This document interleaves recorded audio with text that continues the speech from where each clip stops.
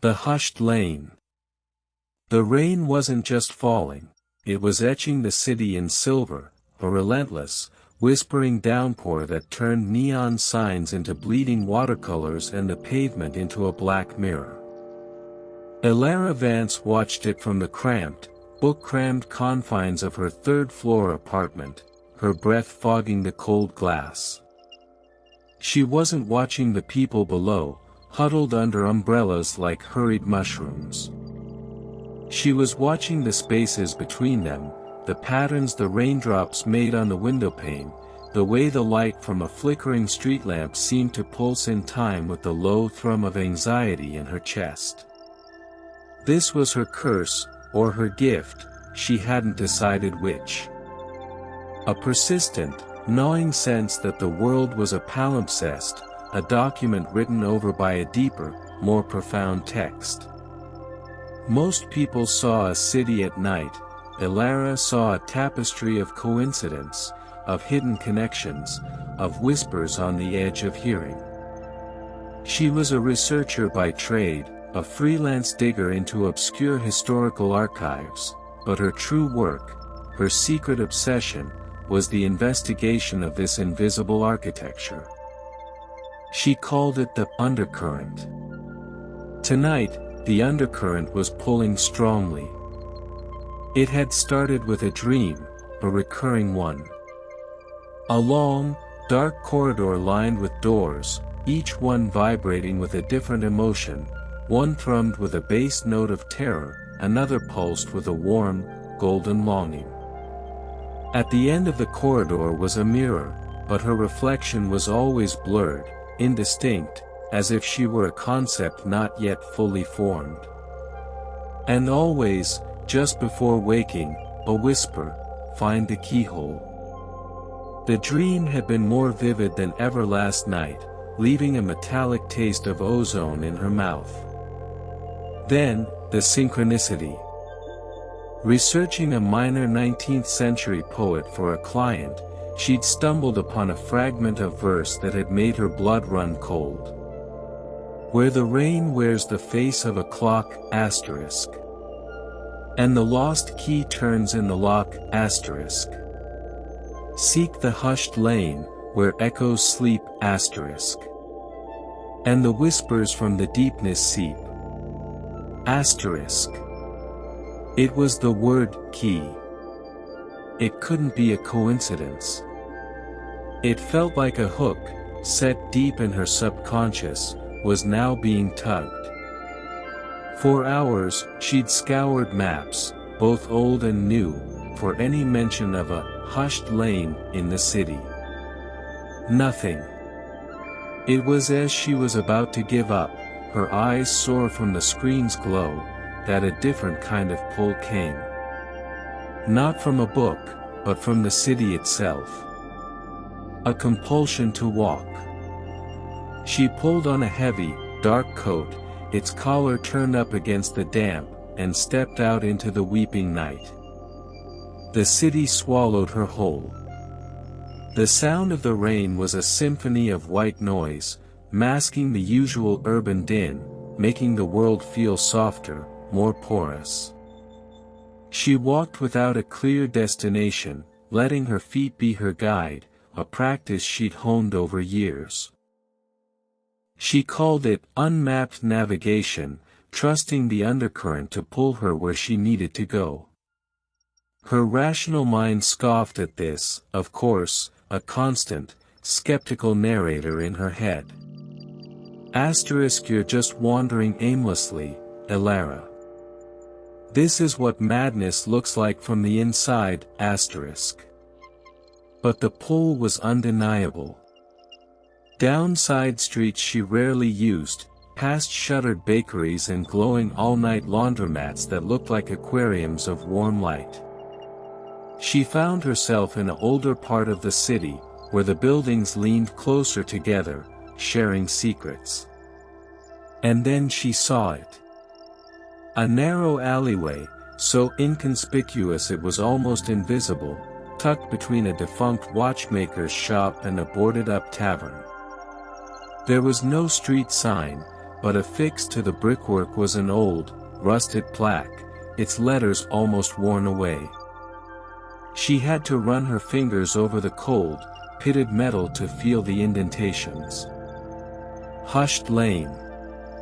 A shiver, entirely separate from the cold, traced its way down her spine. This was it. The confirmation. The world was speaking to her, and it was not a metaphor. The alley was a canyon of darkness, the rain a veil obscuring its depths. Taking a deep breath that did little to steady her nerves, Elara stepped in. The sounds of the main street faded with unnerving speed, swallowed by the narrow passage. It was as if she'd passed through an acoustic membrane. The only sound was the drip drip drip of water from overflowing gutters and her own footsteps, which seemed absurdly loud. The air was thick with the smell of wet stone, decay, and something else, something old and papery, like forgotten libraries. Halfway down the lane, a sliver of light fell across the wet cobbles. It came from a basement-level window, its glass grimy and warped. Peering down, Elara saw a small, cluttered shop.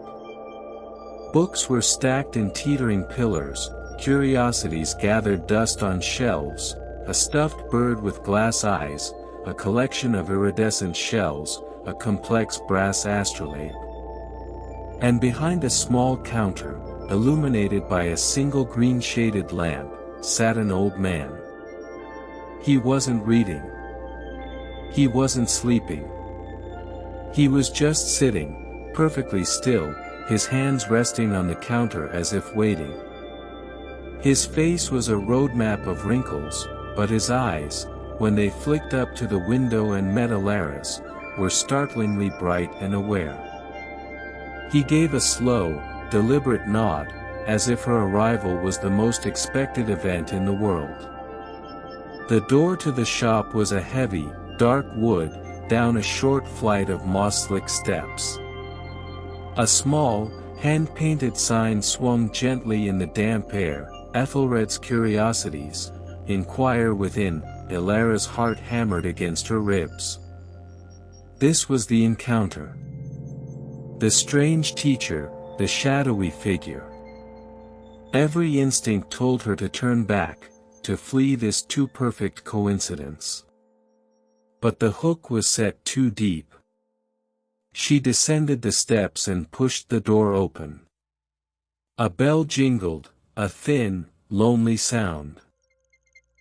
The air inside was warm and smelled of leather, beeswax, and that same ancient papery scent. The old man, Ethelred, watched her enter.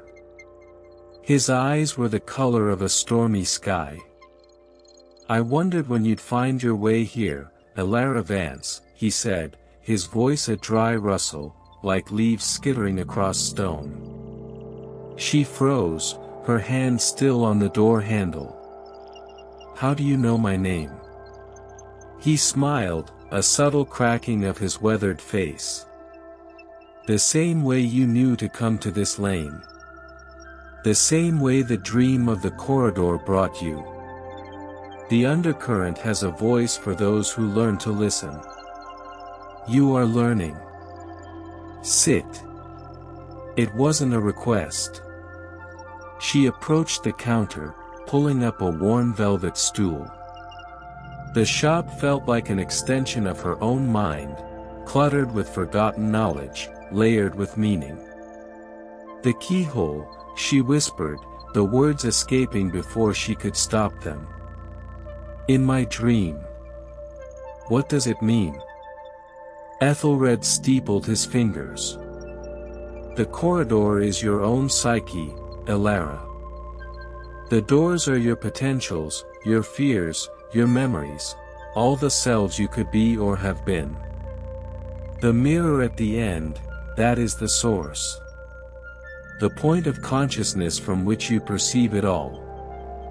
But you cannot see yourself clearly in it because you are still looking for the key.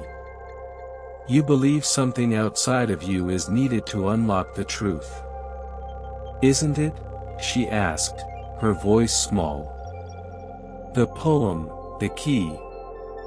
The key is not an object to be found, he said, his gaze intense. It is a faculty to be awakened. You are searching for answers in synchronicities, in external signs. They are useful, yes. They are the road signs on the map.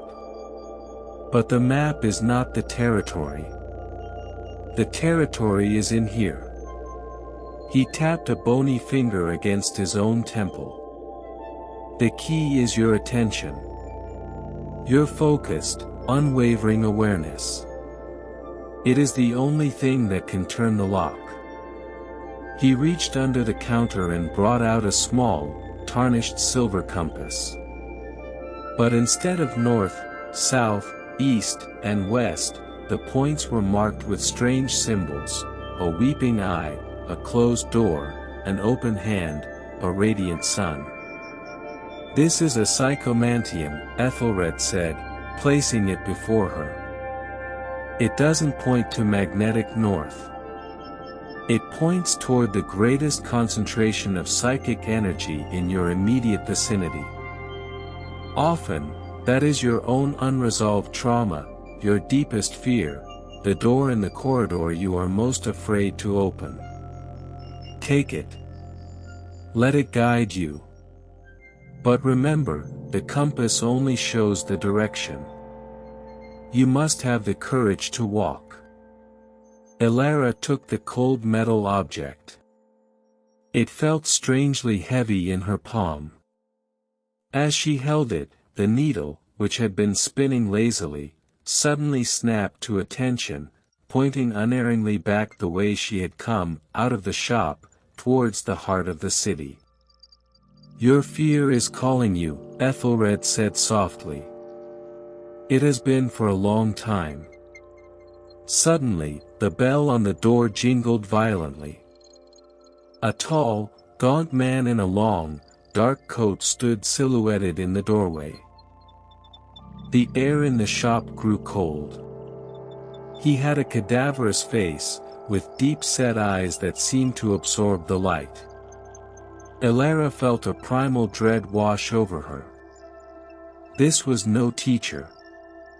This was something else entirely. Ethelred, the man said, his voice like gravel grinding against bone. Still peddling parlor tricks to the suggestible. His eyes fell on Elara, and the compass in her hand. A cruel smile touched his lips. Ah! A new seeker. Chasing whispers. How quaint. The whispers you should be listening to are the ones you hear in the dark, just before you scream. Ethelred stood, his frail form suddenly imposing. Leave, Malachi. This place is not for you. Malachi's smile widened. Every shadow is my place, old man. He looked back at Elara. He tells you the key is within. A comforting lie. The key is in the lock, little seeker, and it is being turned from the outside. You are not the explorer. You are the territory being explored. Your fears are not yours to conquer. They are a feast. And I am hungry. With that, he turned and melted back into the rain-swept darkness of the lane. The shop felt warmer again, but the dread he left behind clung to the air like a poison. Who was that? Elara asked, her voice trembling. A fellow traveler on the path, Ethelred said, his face grim. But where you seek to understand the undercurrent, he seeks to dominate it. He feeds on fear, on chaos. He is a man who believed his own shadow was a throne. He is what happens when the seeker becomes obsessed with the power they find, rather than the truth. He is your shadow, Elara, given form. A reminder of what you could become if you seek for the wrong reasons. The compass in Elara's hand was vibrating now, the needle pulling insistently. Malachi's words had struck a chord of terror deep within her. Asterisk, you are not the explorer. You are the territory, asterisk. The compass, she said. It's pointing to him, isn't it? It is pointing to the source of your greatest fear, Ethelred corrected. Right now, that is him. Because he represents the perversion of everything you are searching for. He is the embodiment of your fear that this quest will consume you, that the mysteries are not benevolent, that you are just a pawn in a darker game. To find the key, you must face that fear. Not run from it. Stepping back out into the hushed lane felt like stepping onto a battlefield. The rain was her only companion. The compass needle held true, leading her away from the old quarter, towards the industrial docks. The buildings grew larger, more anonymous, stained with the grime of decades.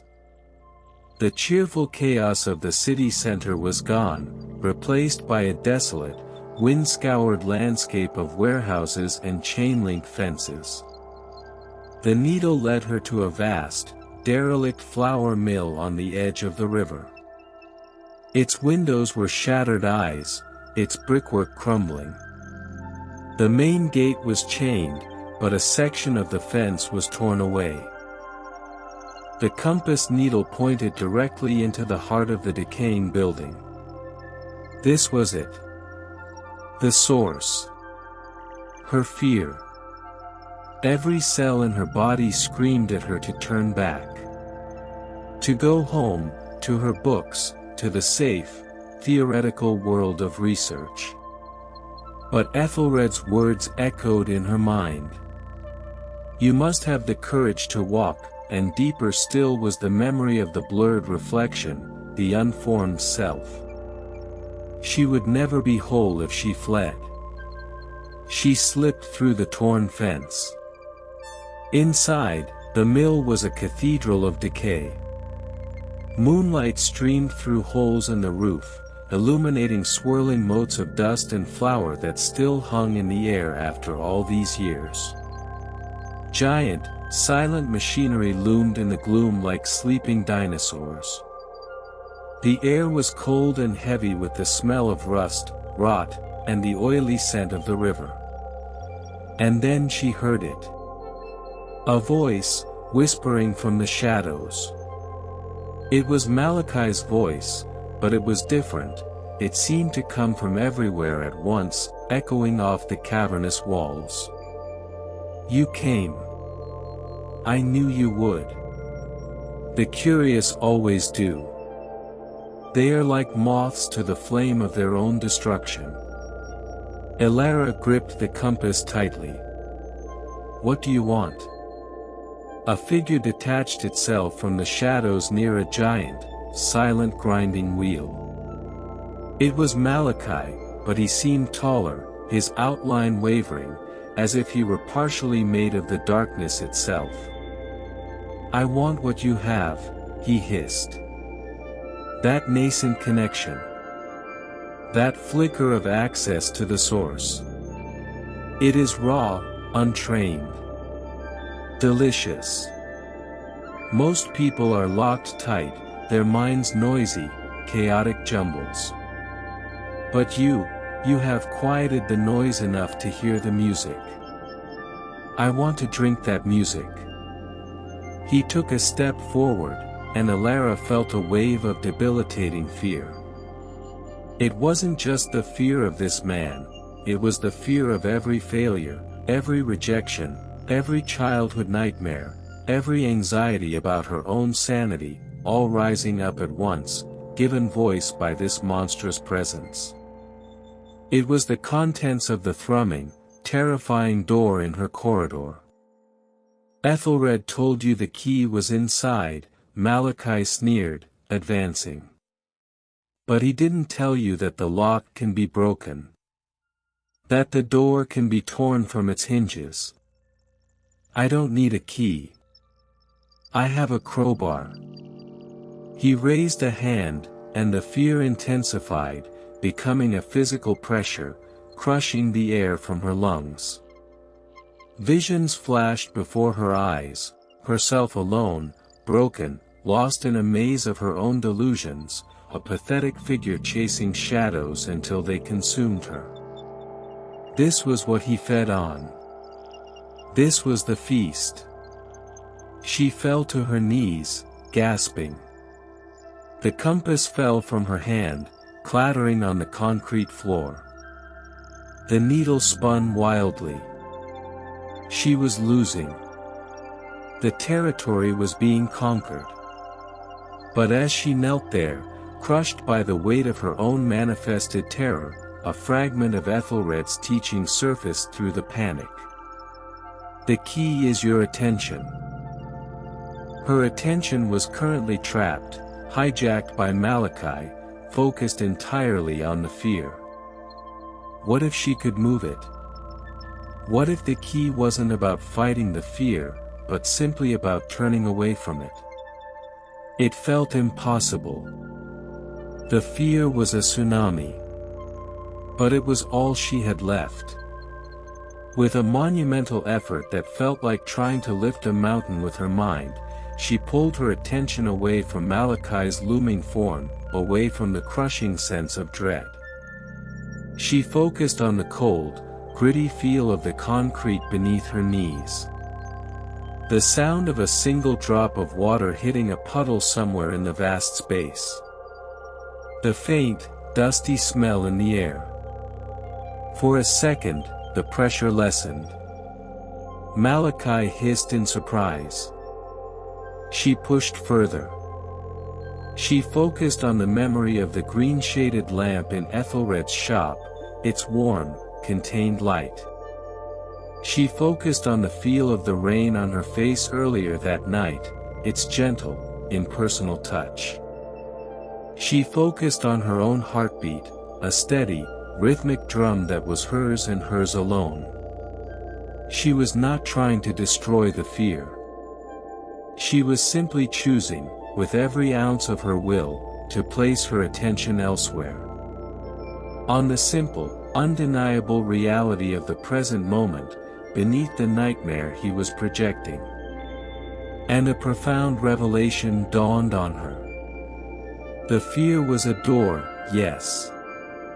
But she was the one who had to turn the knob. Malachi could rattle the door, he could scream threats through the keyhole, but he could not open it without her consent.